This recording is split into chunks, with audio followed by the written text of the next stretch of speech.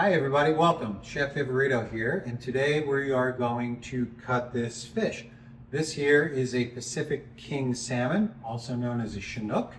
We know it's in the salmon family because if you look between the dorsal fin and the caudal fin, you're going to see a little fleshy tab, actually called an adipose fin. So if you ever see a fish with a dorsal fin, a caudal fin, and a fleshy fin between it, and the fish has scales, you can pretty much guarantee yourself it's in the salmon trout family. Now, we know this is from the Pacific Ocean because you'll notice the mouth and the tongue are black. All 5 Pacific species have a black mouth and a black tongue. They all have silver gill plates. How do we know this one's a king? Well, down the dorsal ridge, it's got dark spots on a light body, and those spots end in a heavily spotted silver tail. If we were to buy this fish headed and gutted, which might look like this, we would also know it's Pacific Ocean because the anal rays or bones in the anal fin count to 15. So this market form, drawn, no guts. It's also been scaled for us. So today we're going to do straight cut. Straight cuts done on soft bone fish such as salmon and trout. We're going to have to locate a few key items here. We have the gill plate, nice and round, collarbone right behind it. When we do the straight cut, I'll have you take your knife and put the handle up against the head. Locate the lateral line. The spine is underneath this.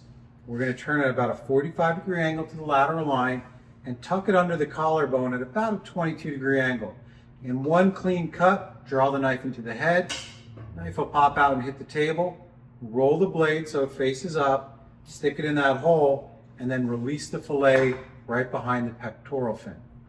You're going to want to come in here, roll the knife and hear the spine, flip it on the spine. On side 1 with the dorsal fin facing you, angle your knife back off the side of the table and slightly into the spine.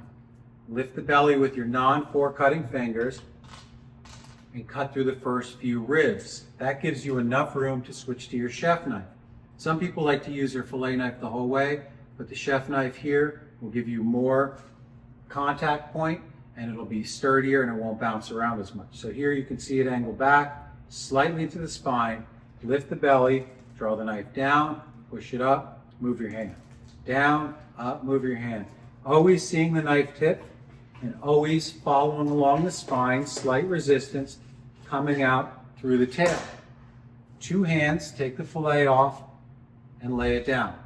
To assess your work, do you see the spine the whole way, some dorsal bones, anal bones? You've cut through the ribs, which are now here. This is a great job. So we're going to take some paper towel and we're going to wipe up the moisture and any oil that's on here so it slides around less. Nice and dry. Roll it over with 2 hands. Dry our table. And with 2 hands, bring it back to the edge, still swimming to our cutting hand, belly to belly. On side 2, I'm going to want you to take the knife tip equal with the eyeball, come across the gill plate, you're underneath the collarbone at about 22-degree angle, and push the knife into the head. Then swing it around to release it, and that collarbone's completely separated. We put the knife in here, and once again, you can roll it around, and you'll feel and hear the spine. Roll the knife, side 2, tip towards the table. We want to capture all that dorsal meat. We're going to lift with our thumb this time on an iron cutting hand because this is uncomfortable. And we're going to bring the knife through the first few ribs. You can see that space there is wide enough for my chef knife. So then we'll put that knife down, take our knife blade, lift it by the belly. Please don't lift it out of the head, you'll tear it. And just wiggle your knife in there, get the tip on the table, and push in this slicing motion, keeping the belly elevated the whole time with a little bit of resistance from the spine, and this fillet will come off as well. So here we have our frame with this fillet swimming away from me. You'll notice the ribs are here. I believe in cutting towards me, more control, high side to low side, outside to inside. You want to put your knife flatly on the fish, right behind the ribs. Gently push on the belly, the ribs come up, slice down, knife is still flat. Once that's released, you're going to start working away from you. scraping the bones the whole way for maximum yield. And we have that rib cage comes off.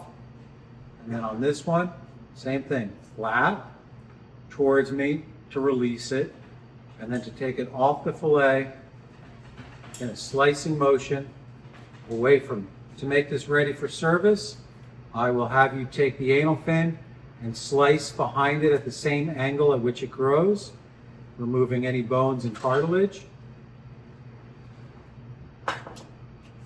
Now that fillet is swimming towards me. I'm going to swim this fillet towards me, and I notice I still have some of the dorsal bones up here.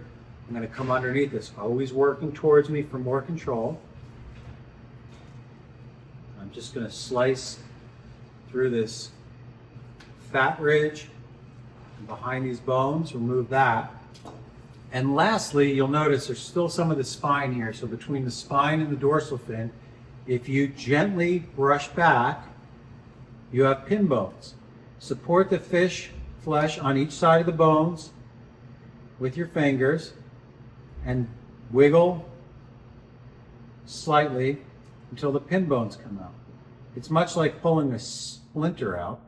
It's always more beneficial to support the flesh so you don't tear it, you don't dig too deep. If the bones break, quite simply, go in a little deeper. We have a big enough problem in this country with people who are afraid to eat fish because they're afraid of choking on bones. Let's not reinforce that.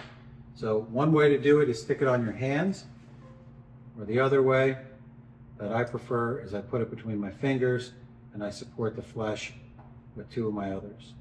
With needle nose pliers or tweezers, sometimes you can get multiple bones out in one shot. Always double check your work. Here I missed one. Keep going all the way to the head. I can't tell you how many pin bones are in a fish because your fillet might be longer than mine and you may have an extra pin bone. You may have shortcut it and you have less pin bones. So I don't want you to get hung up on the numbers. The simple equation or the simple answer is you pull them until they're all gone.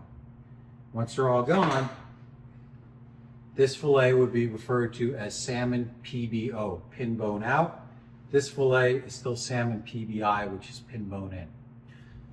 I would highly recommend pulling the pin bones, and we'll get to this one later, but I hope you enjoyed this, and now you can do some straight cutting.